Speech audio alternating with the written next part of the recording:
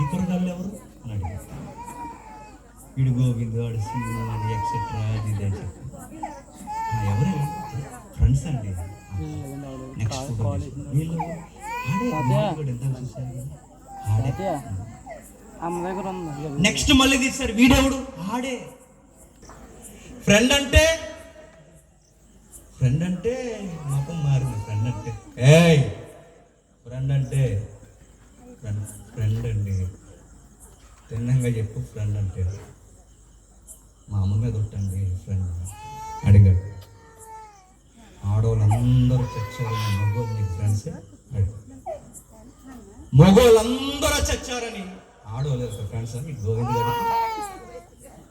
అది కాదండి గవర్నమెంట్. గొడవ పెద్దదైంది, సిరిగి స్టార్ట్ అయింది. అది పోలీస్ స్టేషన్కి వచ్చింది. మా డిఎస్పీ దానికి ఎస్హెచ్ఓగా ఉన్నాడు. ఆ రికార్డ్ నేనే రాశాను, విట్నెస్గా చెప్తున్నాను. ఏడుస్తా చెల్లి ఏమని తెలుసు అన్న, అందులో ఏమీ లేదండి. నిజంగా ఆ చెల్లి ఏ తప్పు చేయలేదు. ఏడుస్తుంది అన్న. ఆ ఫోటో ఒకటి దిగానన్న, ఆయనకు అనుమానం అన్నా. నేను ఏం చేయను అంటే, అమ్మ ఎందుకు దిగంటే నా కర్మకాలు దిగానన్న.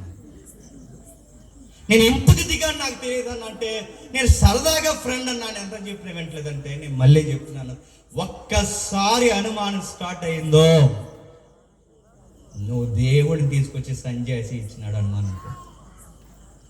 తను ఏడుస్తూ ఏమన్నా తెలుసు, ఆ రోజు నేను అనవసరంగా ఫోటో దిగాను. ఎప్పుడో దిగింది.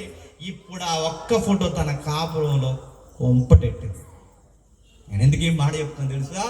యాకోబు చెప్తున్నాడు, జాగ్రత్తరా. వయసు ఉన్నప్పుడు జాగ్రత్తరా. తెలివితేటలు అనుకోకు, జ్ఞానం అనుకోకు.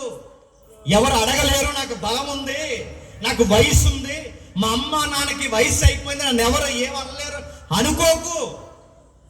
నేనేమనకపోవచ్చు, కలలుగని కనిన మీ అమ్మ ఏమనకపోవచ్చు, కానీ నన్ను కన్నోడు ఒకడు ఉన్నాడు పైన.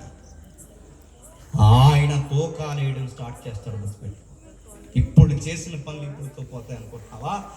అంచెదినం వరకు ఎంటాడేస్తాయి అనుకుంటున్నావు. అంచెదినాలు చూసిన వాడిగా చెప్తున్నాను. జీవితంలో మంచేటో తెలుసు, చెడేంటో తెలుసు. కష్టము, కన్నీరు, మోసము, దగ, ప్రేమ పిల్లలు, విఫలాలు అన్నీ నాకు తెలుసు.